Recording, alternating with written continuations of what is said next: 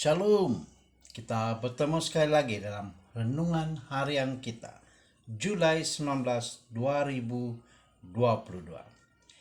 Tidak ada orang yang tidak tahir.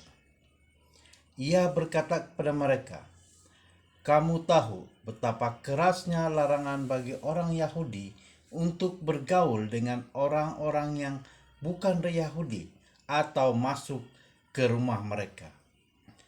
Tetapi Allah telah menunjukkan kepadaku bahwa aku tidak boleh menyebut orang najis atau tidak tahir." Kisah Para Rasul pasal 10 ayat 28. Sangat menarik untuk diperhatikan bahwa penghalang yang paling besar kepada Injil seringkali ditemui dalam lingkungan gereja, bukan di luar gereja.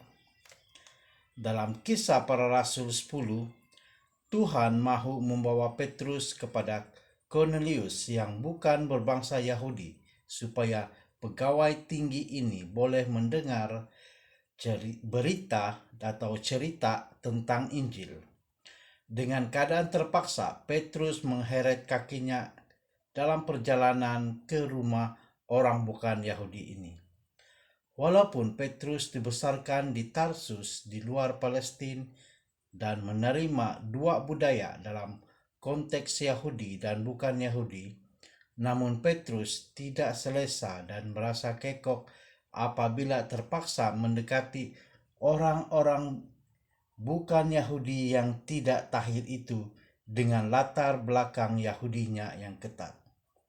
Orang-orang Yahudi telah diajar sejak lahir bahwa orang Yahudi sahaja yang mempunyai kapasiti untuk diselamatkan.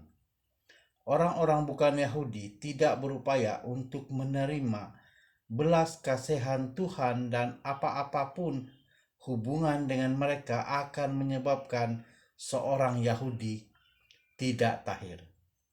Kata-kata pertama yang keluar daripada mulut Petrus memantulkan sudut pandangan keyahudiannya apabila dia berkata kepada Cornelius, "Kamu tahu betapa kerasnya larangan bagi seorang Yahudi untuk bergaul dengan orang-orang yang bukan Yahudi atau masuk ke rumah mereka.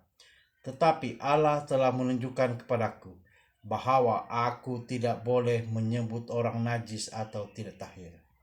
Pastinya terasa sangat tidak selesa bagi Petrus untuk berdiri dalam rumah seorang bukan Yahudi dan dia berada di sana hanya karena dorongan Tuhan yang kuat.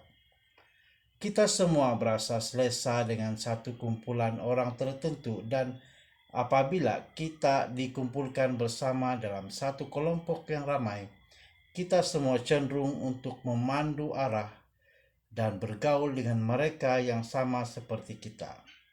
Dalam Kisah Para Rasul, kita dicabar untuk meluaskan hubungan sosial kita untuk memasukkan semua orang yang berada di bawah penjagaan Tuhan. Tuhan tidak memilih orang, dan Dia berusaha menolong kita semua memahami bahwa iman merupakan ciri yang paling penting antara manusia. Seseorang yang mempunyai iman harus lebih akrab dengan kita daripada seorang saudara, walaupun mereka tidak kelihatan sama seperti kita. Mari berdoa. Ya Allah Bapa kami yang berada di surga, terima kasih Tuhan atas renungan pada hari ini. Terima kasih Tuhan telah memimpin kami sehingga kami tiba pada waktu ini Tuhan. Terima kasih, dalam nama Yesus kami berdoa. Amin.